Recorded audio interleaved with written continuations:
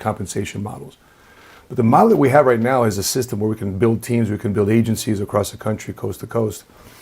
And when it comes to a mindset of just me, myself, and I versus actually building teams, building other people, right? What guidance and advice would you give for somebody who said, I'm so used to just being myself versus actually leading a team of different personalities, different human beings, and different upbringing and socioeconomic differences? What would be your thoughts on that transition? You know why I'm meeting with you?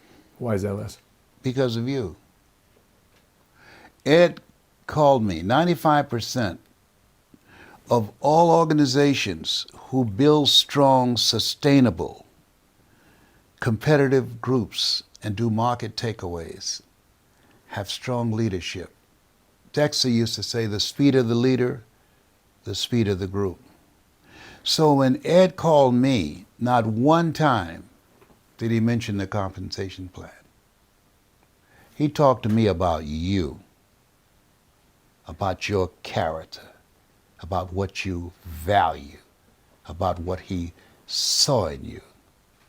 And he sounded like the woman at the well. Wow. I used to do that sermon. Said he asked, I used to do the sermon, and the sermon was, she said, he asked me for some, I didn't give him none, and then he went and told it all over town. He asked her for water. And she didn't give him no water. And then she went and told it all over town. But these dirty-minded people came to hear something else. I know. So let me get back. So I didn't know what the product was. Yeah, he did mention insurance. I said, okay. But he had my attention talking about you. And I said, I want to meet him. And that's why I said, get him on the phone.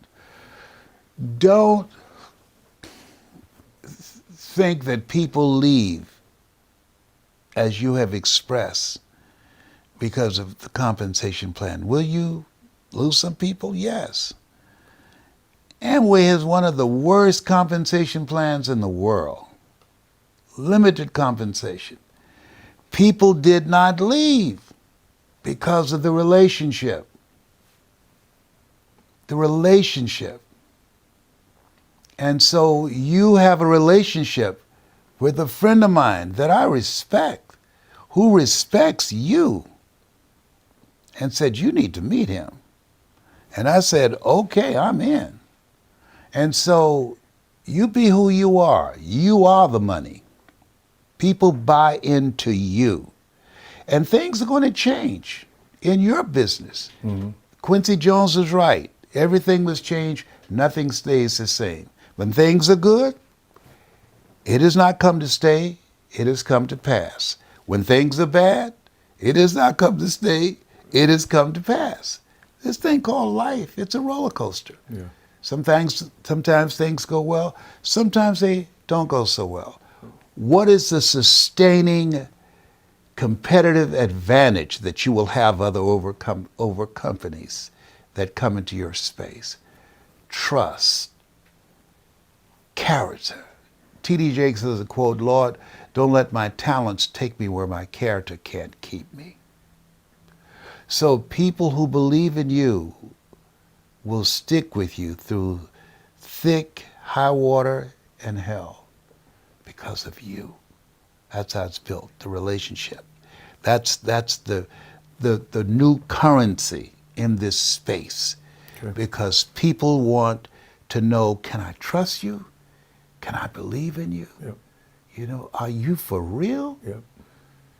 And so you're being who you are and how you serve people and how you're showing up. That's powerful leadership built upon integrity and walking your walk. That's Lasco. Thank you so much, and much love to Ed Blunt and family. Mm-hmm. My last question is, throughout this process, throughout this journey, and breaking the patterns, as I'm hearing that repeat some form or fashion throughout this conversation, somebody's basically got to change. Somebody has to evolve. Somebody has to grow. And sometimes people have been thinking that they are who they thought they were until somebody from the outside says, "No, you're not." And that, for a lot of people, they're disrupted by it because whether the ego gets hit or their pride gets hit, or they were this person in corporate America for a minute, and they get let go, they get resized, reshuffled, and they're not who they thought they were. And now what we're discovering coming into this era, that we're running into a lot of people that would never have considered entrepreneurship, that would have never considered getting involved in the financial services industry. Can you speak to somebody in that transition and move to doing something that they've never thought before? Because 90% of the people that we're getting licensed have zero financial service experience in the past, which is a very healthy thing for our industry. Remember when I said, in order to make it, mental resolve, a thirst and a willingness to learn, and collaborative, achievement-driven, supportive relationships. If you're willing to learn, no one can stop you. If you're not willing to learn, no one can help you. People who are not willing to learn how to earn money in this space don't get good sleep at night, and they have skinny children. And on Monday morning, they're afraid to go to the toilet because Monday morning, the heart attack rate increases by 35%. People getting ready to go to jobs that's not them. And the majority of them die on the toilet. Wow. Wow is right. It's just something else. Yeah. You found in the toilet, just done, Yes, checked out. absolutely. Going to do something that's not you. Yes. So this space where we are, this is the only game in town. And computers are not going anywhere.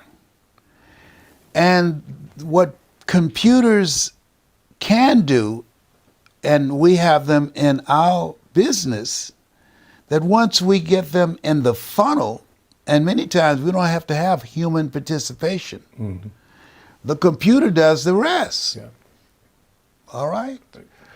But when you have something that you have to establish confidence, yep, and trust and leadership. Yep. People are addicted to listening to personalities and responding to people who can speak to where they are, who've gone through what they have gone through. Your experience as a Marine, well, one instantly talk about and think about toughness and discipline and loyalty.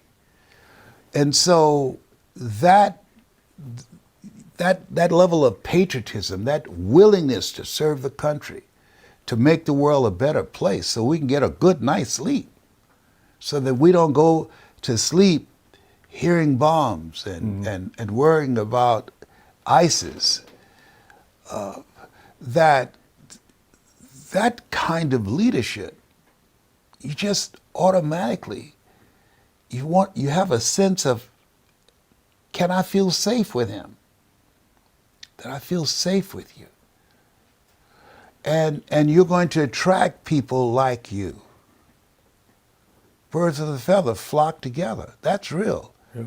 In a positive sense and a negative sense. So you are it. And when I think about Dexter, as I look at you, Dexter had organizations in 26 different countries. He made $1 million every 17 hours. He used to drive 200 and 300 miles to do a one-on-one close with someone, with his wife, to talk to another couple. If you're going to be in his organization, you should know the color of the rug in the living room of the person that you have recruited, because you've been there and done presentations. You should know their anniversaries, because you're building a long-term relationship. Relationship is the true capital. Things are going to happen in the systems. It's a part of it. But as long as you are the constant, they'll stay with you. They'll trust the person that moved them to a place within themselves where they could not go by themselves and say, I can do this. I feel safe. And I'm going to stay the course. 2 bonus questions. Okay, 2 bonus questions. So this first question goes to Mr. Les Brown, and then we're going to throw it to Mr. Matt Sapala. Mr. Brown, you've had to overcome so many different challenges in your life as a father, a husband, someone who's gone through divorce, someone who's lost their job, someone who's faced so many obstacles. And you could have easily given in to excuses. You could have easily bought into all of the self-imposed limiting talk that so many people find themselves up against. Where did you get the will to? I hear you talk about willingness. Where did you get the will to continue to overcome, stay focused on your dreams and your goals, and to make things happen? For those that are listening that are in that place right now. I'm so glad you asked that question. One of my favorite books is Man's Search for Meaning, Viktor Frankl. And he said he was in the Nazi German concentration camps. He said the Jews that survived the inexpressible cruelties of Nazism had some power greater than themselves that they believed in, or some movement that they bought into, or some family member that they were determined to see again. And what it boiled down to, he said, if you know the why for living, you can endure almost anyhow. If you got a reason that drives you. My reason was I had made a commitment. I was going to buy my mother a home. And nothing was going to turn me around. I was going to make that happen. That was not some wish. My brothers and sisters, they didn't share it. They thought I was crazy. But that became my reason for being. I faced a lot of rejections. And I just saw it as a part of the process, that you have to roll with the punches. Because I was in this place where Paul Robeson, who said, here I stand, for I can do no other. And I was determined that I was going to find a way through speaking to earn enough money that I'd be available to my mother to take care of her, who was suffering from breast cancer. I promised her when I was a kid, I said, you'll never go into a nursing home. She used to work in nursing homes.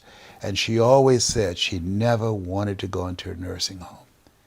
I said, I promise you, that will not be your destiny. And when my sister called me and said, Leslie, are you sitting down? I asked, what's wrong with Mama? I just got reelected to the Ohio legislature, and they had appointed me to the chairmanship of the Education Committee and the Human Resource Committee. And she said, Mama has breast cancer. I say, I'll be there tomorrow. She said, but you just got elected. I said, listen to me. I enjoy politics, but I love Mama, and I promised her I'll be there.